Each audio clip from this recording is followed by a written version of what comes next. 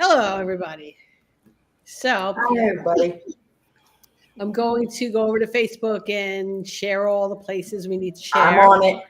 Oh, Angie's on it. Very good. All right.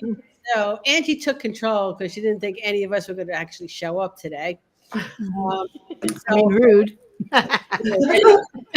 Rude of us. However, I had a really good excuse for maybe not being here, and that was because I got tagged for jury duty. But they decided I was not appropriate for this upcoming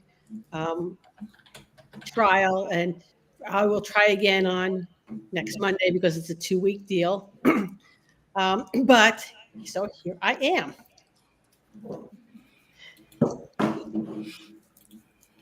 We have no. Well, I know where Denise is. Denise is at I think a Boy Scout meeting or something along that lines. And who knows who Chris is? She is actually in Washington, D.C.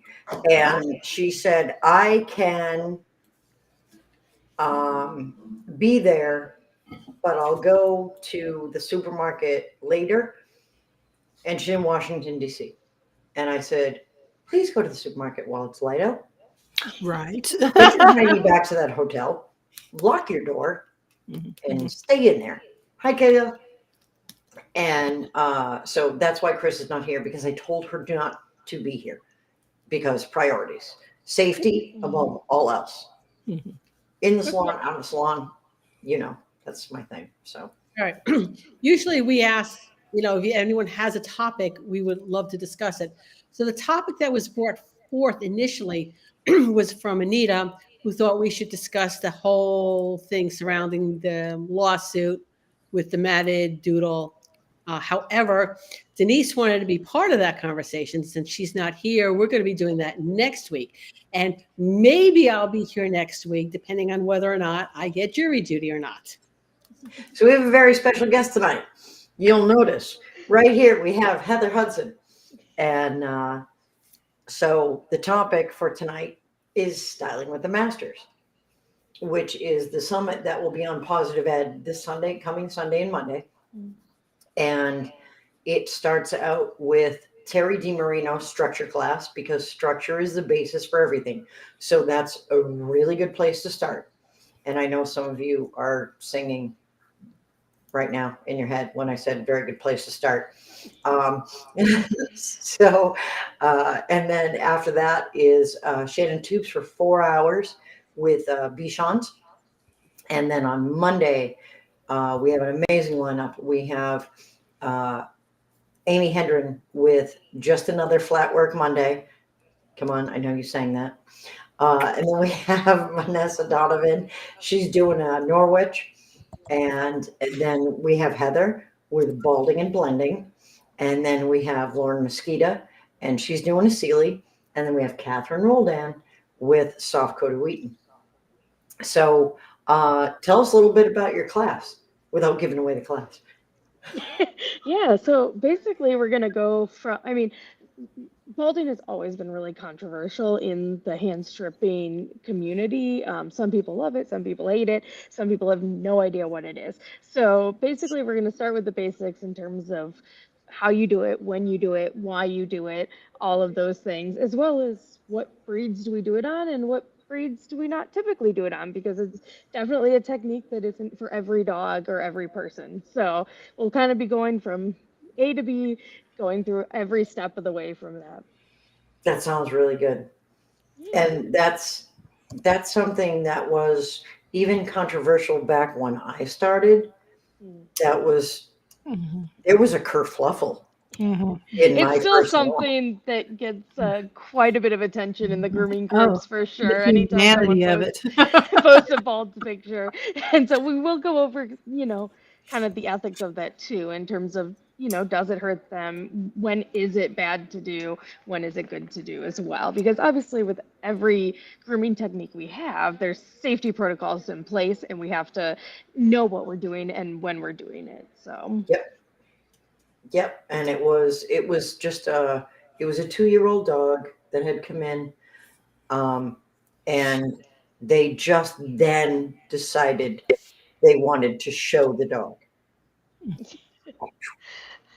yeah. It had never been professionally groomed before. They had not done. It looked like a bush, Hmm. so layers need to be put in, and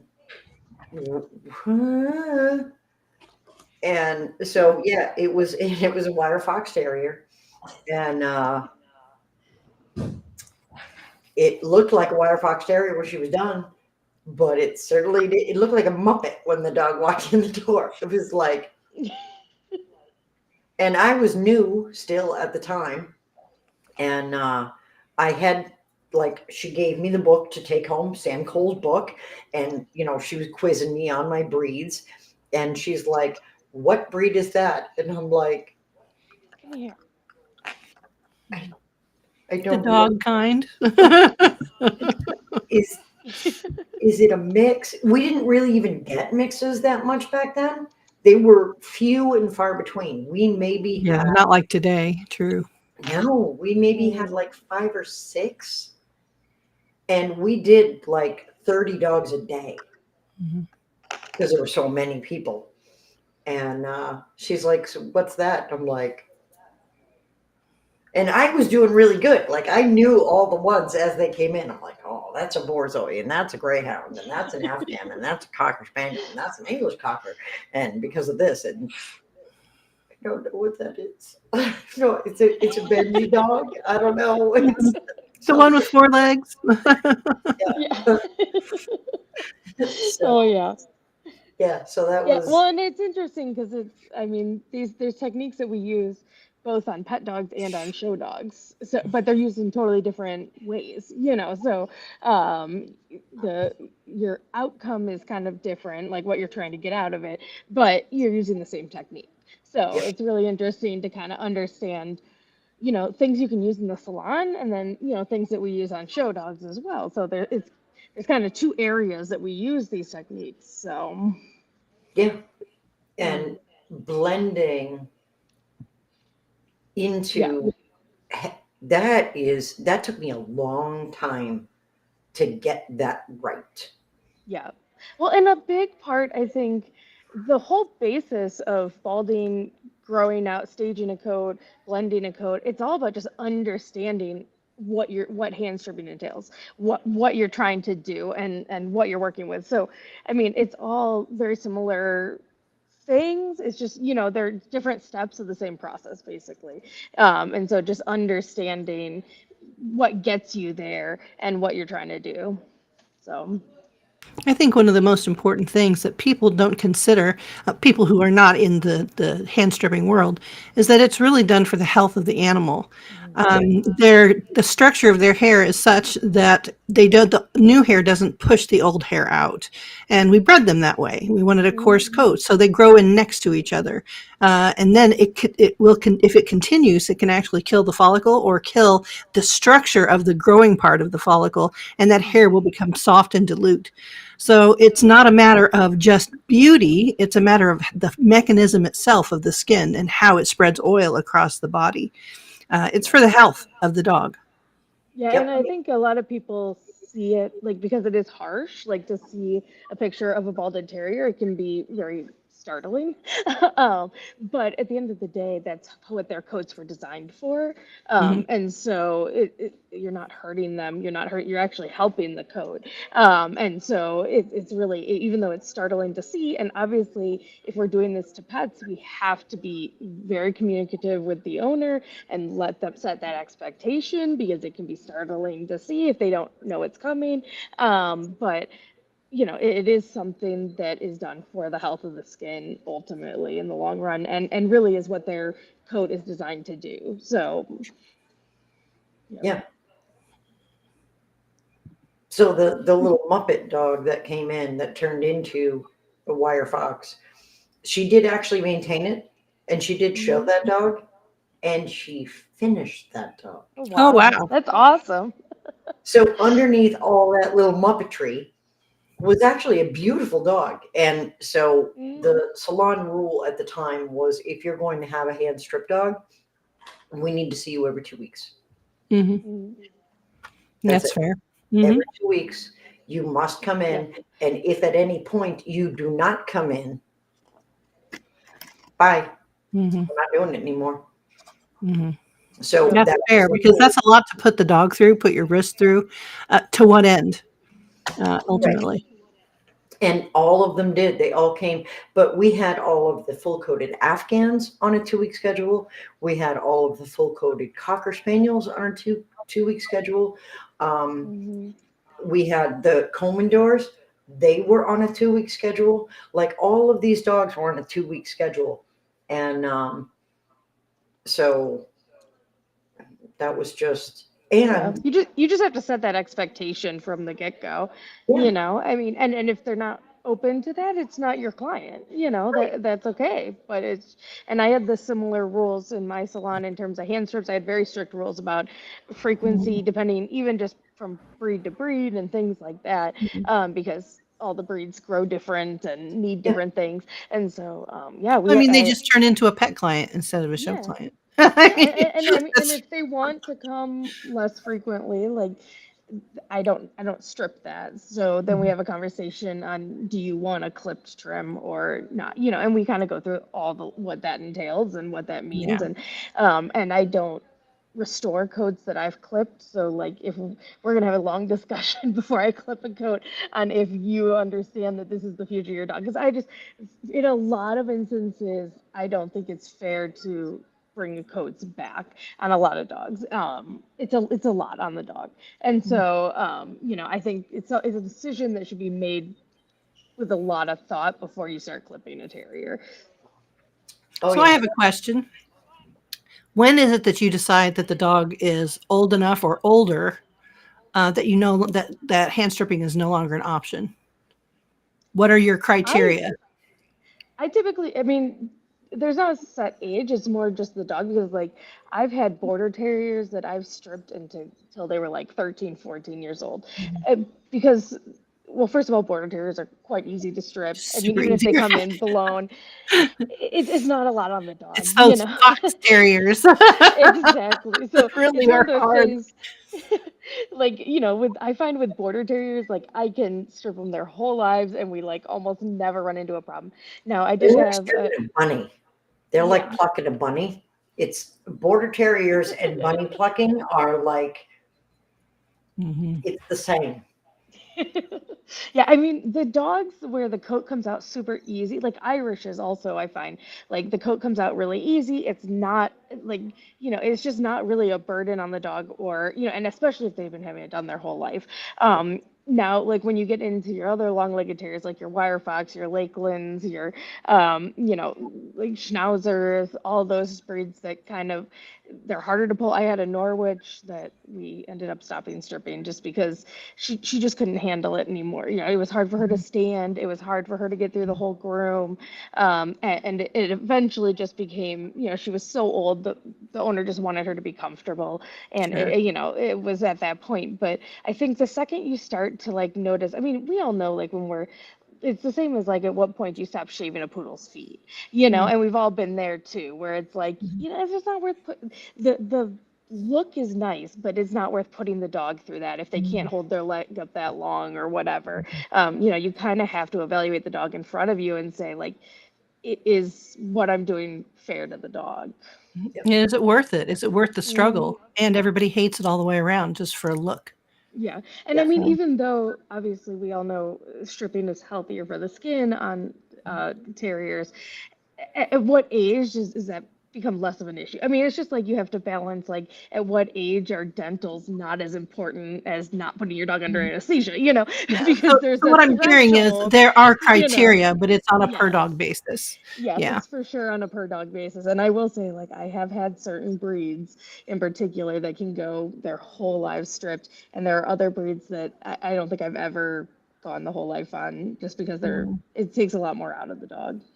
I've had dogs literally turn around and look at me and be like, again.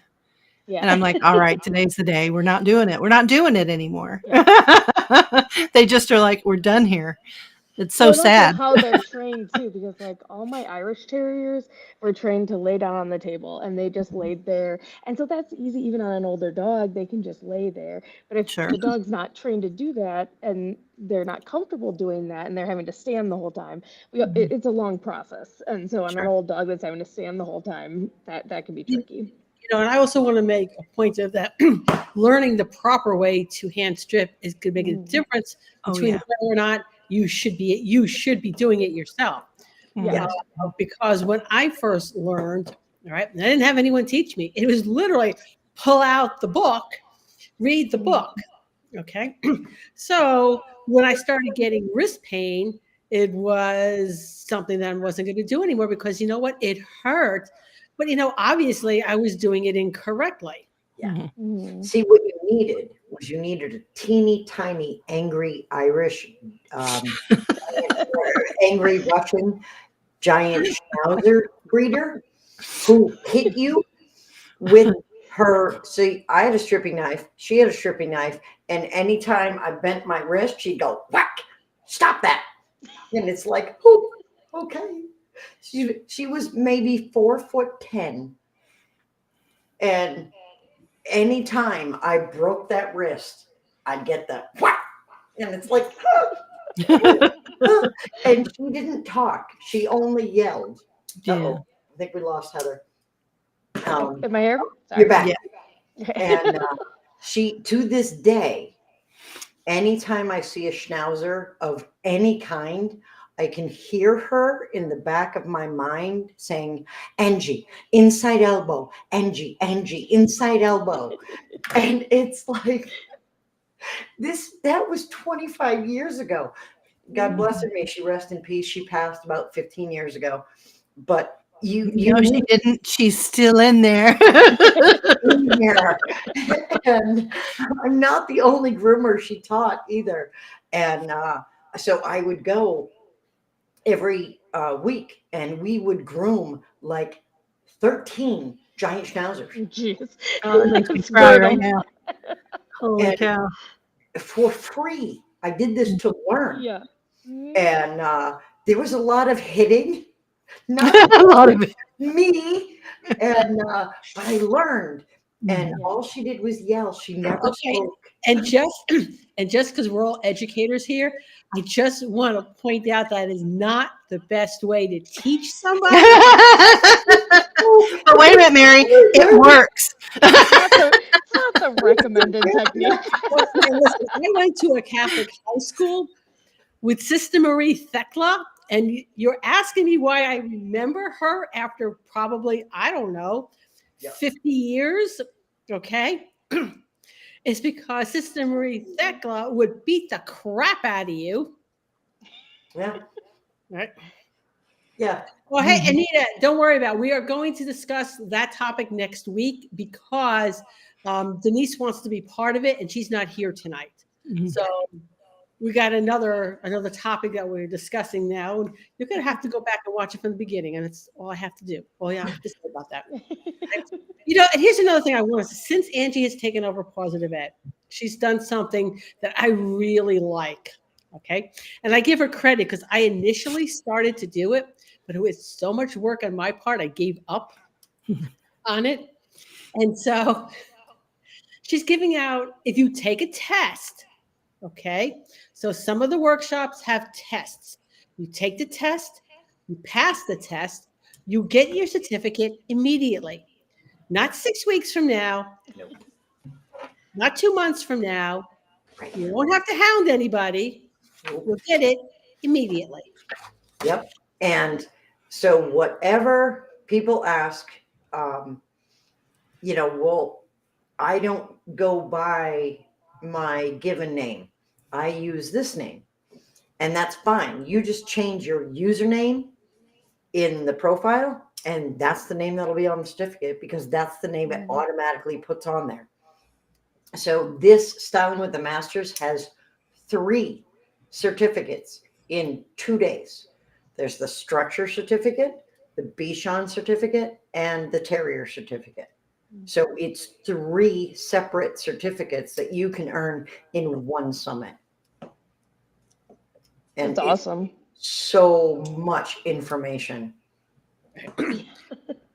So we also discussed, poodle feet, all right? Because and the dog that did it for me, well, actually, the 2 dogs that did it for me was a pair of toy poodles, pulled each of the feet. So pulled for 8 feet, all right, and then went limp the rest of the groom. Okay. So you're very welcome. Yeah, and I kept raising her price, and she kept paying it, and I'm like, I'm going to charge you happy price. Okay, I'm going to pay happy price. "Man, I sat in the That's van how one day- it works.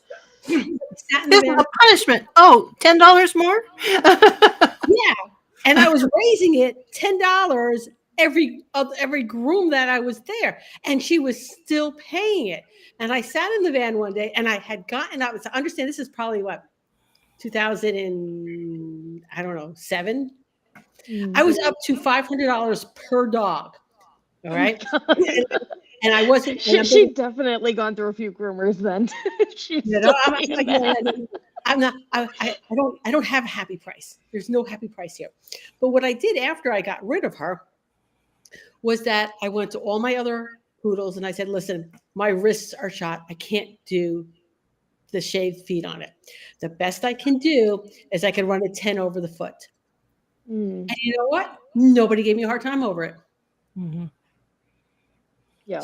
I just made it a point to do puddle feet the entire time.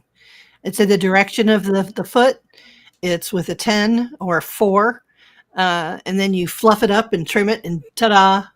That's it. That's it. I'm doing pets here. I'm not in the show ring. So it just depends on where you're coming from. Communicating with the client. Mm-hmm. Like, Yeah. I mean, telling the client that, like, as long as you communicate with the client and they're on board, then great. I know that they're out there, but I personally have never known a poodle who loves to have his feet shaved. Like I've never met one, but I'm sure that there are some out there. If I had to guess, I would say probably Gavin. Yeah, probably. He's just He does like love that. his feet. Well, and he does like having his feet played with. So. He's Mr. Perfect, like to the nth degree. Mm-hmm. And he's just like, is he like a main character dog? Oh, he is. So like dogs are like that. Called like Mr. Gavin. Yeah. And he should have like a tie and maybe a smoking jacket. I was just getting ready to say like seriously. A smoke holder. Yeah, like a smoking jacket, maybe a cigar. He's like that kind of dog. Yeah. Where everybody goes, "Oh, Gavin," and he's just like, I know. Yeah, I know. I've arrived. Yeah, and so he just kind of sits there, and he's, he just wants you to like rub on him, and he just kind of leans on you like, hey, and he'll do the head when you stop. As Caleb brought him by, Yeah. And so I was standing outside the Celtic Canine booth, and so I'm massaging him as I'm working the door for the booth because there's only so much room and so many people at one time. And so I'm rubbing Gavin's neck, and then I stopped because I had to unhook the thing to let someone in. Okay, so So Angie, you were the bouncer for Celtic Canine. Oh my God, that was my job. I was security. That was my job. I was very good at it too. Uh, so, and just watch the people. And so Gavin's sitting here, and I had stopped petting him because I had to move the rope. And he was like, Anna, excuse me. And I'm like, oh, honey, I'm sorry. And I did not dismiss you. yeah. So I went back to massaging his neck, and I realized I'm just like, I kind of feel used. You're You're an definitely indentured being servant. used. Yeah, because he's like, and then he turns and he's like, yeah, here, here. Oh, you know what? Now do my butt, this cheek. And Amy says, Gavin is the only dog Georgette ever took off after at a show. She said she knows he's sexy. I mean, this dog is like, oh, you just look at him and he's like all of that. And he knows he's all that. He's got like more letters after his name than like it is in 2 alphabets. He's, grand champion, blah, blah, blah, blah, blah, blah, blah, blah, blah, blah, blah, blah. 90% of the poodles that go to the shows, okay, they know they're all that. Oh, yeah. Oh, yeah. Poor Ricky, my golden, loved poodles, okay? They would just turn their nose up at him. And they'd be like, it's a golden. Ooh. Ew. Dirty golden. Dirty They've golden. got their own club. They're very, very like, not you, no. You know, one of my favorite Sue Zecco stories is that we were at the H.H. Backer show, and, the office was those little cubicle things that they put together. Yeah. And she walks in with her 4 standard poodles, who are probably taller than she is, okay? Yeah. And Ricky sees the poodles, and he's like, poodles! They brought me poodles!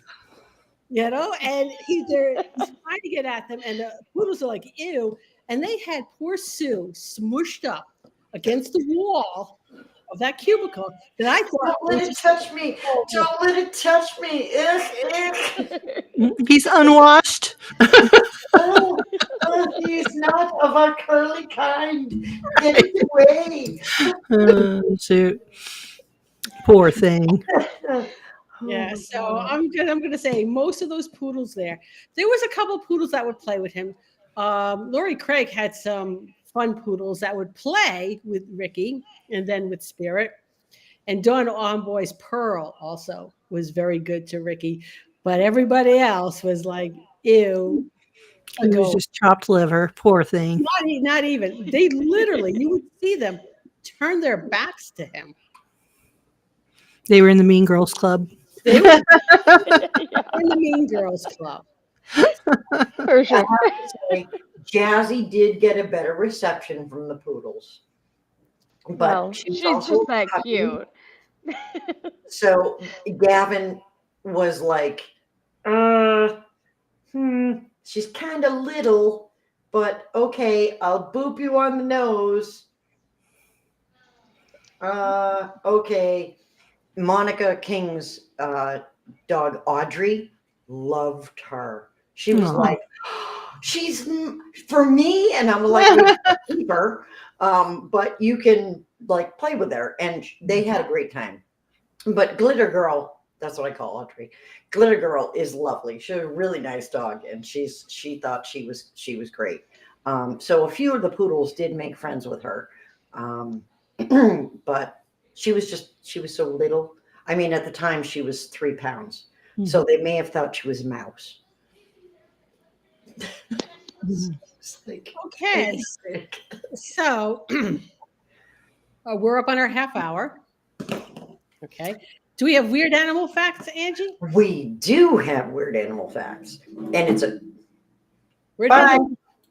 She probably had a board. Probably she's Heather was at the airport, so she probably had to. Oh, there she is. Welcome back. I was like, maybe she's getting on a plane. I don't know. Because I know you're at the airport. And I'm like, maybe she's No, boarding. I forgot that I set like remember you're getting on a plane alarm. And so it went off and then it cut me out. So, All right. Okay. The getting on the plane alert. All right. Yes. Set them too. Yep. yeah. Otherwise, it's just like you're like la di da di da. Yeah. I've seen Yeah. people walk up to the gate. Like, where's the plane? Yeah. Well, this is the next plane. Uh-huh. Oh yeah. I just obsessively check every 5 seconds to my phone, to the thing, to the board, to my phone, to the thing, to the thing, to the thing Well, no, I for like 3 hours if I have to. yeah. Well, Well, I'm I bringing a can- furry surprise home, so I had to like find a quiet corner, so I'm not near my gate. But Fair. well, I'll completely dive into whatever I'm doing. Usually I'm reading. Everything else goes away. yep. And that entire airport can get whisked away in a hurricane. And I wouldn't even notice. And then, like, maybe 12 hours later, I'd look up and go, Oh yeah. where'd the airport go? Mhm. So, unless I have, like, your plane, 15 minutes to boarding, Mhm. plane, 10 minutes to boarding. No, seriously, go get in line kind of thing, 5 minutes Yeah. to boarding. For Like, sure. get off your hiney and put the book down. Go, go, go, go. Because I'm reading and nothing else matters. You know, when I get to the airport lounges, I'll ask them, how long will it take me to get to my gate? And they'll tell me how long it takes to get to the gate. And then I'll add 15 minutes because when the alarm goes, and I'm like, oh, I should go to the bathroom. Mhm. Yeah. And oh yeah, I gotta do this. I should do that. Yeah, let me go to the bathroom first because you know what? The bathrooms on the plane, they're like really tiny. Oh, I have the half an hour beforehand. Go pee alarm. Yeah. Go pee. It just comes up. Go pee. And I'm like, oh, gotta do that Sorry, now. bud. All right, so let's get back on track. We Okay. have a weird animal fact. Yes. And this is a good one. This is about horses. Hmm. Yep. Did you go, Angie? Angie's Weekly Weird Fact.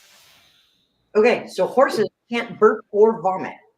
And you can tell if a horse is cold by feeling behind their ears. The fastest reported speed of a horse was 55 miles an hour, and male horses have more teeth Angie's Weekly Weird Fact. than female horses. So they actually, males have 40 teeth and females have 36. Mhm. I have Wow. no idea why. I just know that they do. But yeah, that's how you can tell. You feel behind a horse's ears, and you can tell if they're cold. So if that's cold, then you got to put a blanket on them, and Oh. they can't burp or vomit, and that's why they colic. Because much like a rabbit, they have a cardiac sphincter that prevents exit of anything from the stomach. Because rabbit is a pseudo ruminant, but a horse is a ruminant. Mhm. And so they can't, it's one way only. Can you imagine vomiting though if you had 4 stomachs? Like, can you even? That's No. that's like a blessing and a curse all at once. Right. Yeah, no. Hey, no. Jamie. Hey, Jamie. Just so you know, when I travel with my husband, we add on an extra 20 minutes, and he doesn't look for anything. The only thing he does is follow me. That's it. He's learned that lesson already as well. Just follow me. I know where I'm going. And Pedro, okay, so yeah, imagine a horse. Well, they do have gas because it's got to come out somewhere. And Mhm. yes, having been involved with horses and been a young kid and been at that telltale height, I am intimately familiar with the fact that they do pass gas. All grass eaters do. Yes, and Appaloosas are exceptionally good at it, um, especially when your head is about bum height. Yay. And sometimes they're wet. Yes, they are. Yes. Oh, And see, and this is why I never walk behind a horse. That's one good reason. There are others, but that is a very There's good Lots of reasons for not walking behind a horse. One of which is being kicked into your next life. reason. Yes, Exactly. There's Yeah. that. So yeah, but I was a young kid, and Pedro called them letting looses. Yes, exactly. So she was a good horse, though. She was basically, and I don't say this because no horse is truly bomb proof, but if any horse were to be bomb proof, she would have been it. I spent much of my young life literally just laying on her back and doing my homework bareback with my head, my legs around her neck. And because Appaloosas are built like couches, and had my books on her butt cheeks while she walked around the pasture, and I would just be doing my homework. Hey, Joe, you're more likely to get kicked in the face walking behind a horse than in front of the horse. True. True. So, but I don't think she ever, she did steal ice cream cones after church on Sunday. We would go get ice cream every week, and she would totally maul me and molest me and steal my black raspberry ice cream and eat most of it. I got like, the bottom of the cone that's really, really hard and doesn't have much ice cream in it. Yeah, that's the part she left me. Aw. So, So you have Well- the hair yeah, she's like, "Here, you can have that crappy bit at the end," and I'm like, with no flavor on it. "There's no flavor in it." And I'm just like, you can just have that too. So Jamie mentioned that they bite too. Oh, they And absolutely stomp. do, and they stomp. Yeah. Yes, they do. A friend of mine, if you've ever taken pet first aid classes at trade shows, it's Beth. Okay. So Beth was like around 16, 17, and she's working at a farm, and the horse bit her on her boob. Mhm. Oh yeah. Super common. Oh Yeah, yeah. And when she showed her, ouch, right? Her mother didn't believe it was a horse that bit her there. And she was like grounded for like a year and a half. For being bit by a horse. Poor baby. That bit her. Oh yeah. But they do. They will. They like a lot of times when they rub against you, Mhm. they're like, They're just trying to taste you, right? "Oh, I'm rubbing and I'm itching, but well, I'm here." Yeah. They look at you with their one Take a eye little on one taste. side, like, I wonder Yeah. we had a stallion that was a biter, and he would. So he broke all of my ribs actually, because I made the critical error.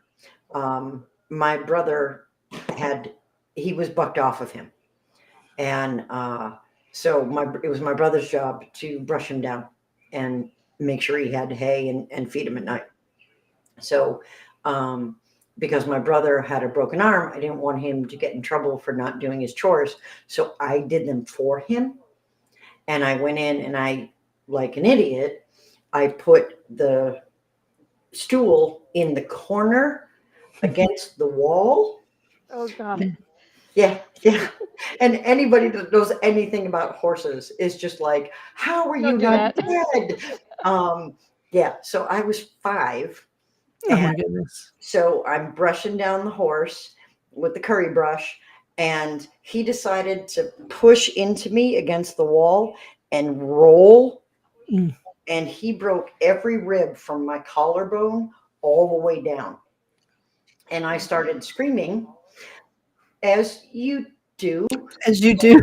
Someone breaks all of your ribs. You get a steamroller across you. And yeah, so my grandfather came in and had to literally just yank him off of me. And then I kind of oozed down underneath the horse, because what better place to be than underneath the horse who just broke all your ribs? And he literally grabbed me by the back of my shirt and just yanked me right out of the stall. Yeah. So That sounds crazy. yeah, it was. It was. Yeah, you are lucky to be alive. Yeah, pretty much. And he's like, why? Why are you? And I was like, I didn't want Brian to get in trouble for not doing his chores. And he was just like, that's why I'm here. You know, because remember, you're not allowed in that stall. Oh my gosh. For any reason. And I was like, but I'm helping. And he's You like, are helping. You are. obviously helping. Obviously. Mhm. Yeah. Very That one part got Very brushed helpful. out good. It's like when my dogs try to help me.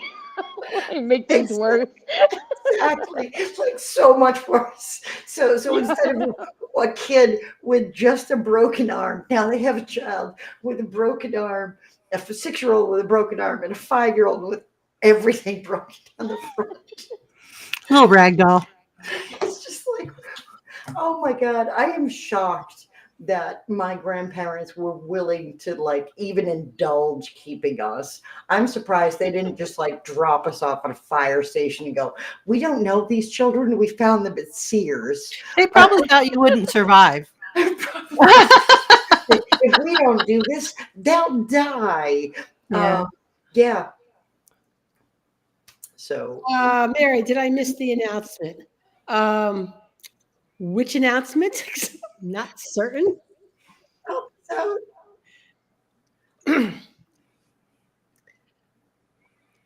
you're gonna have to. If I was supposed to make an announcement and I didn't, I'm sorry. But You're going to have to come up with it, Tina. you're gonna have to let us know. oh, the baby. No, she's not. The baby is not here yet.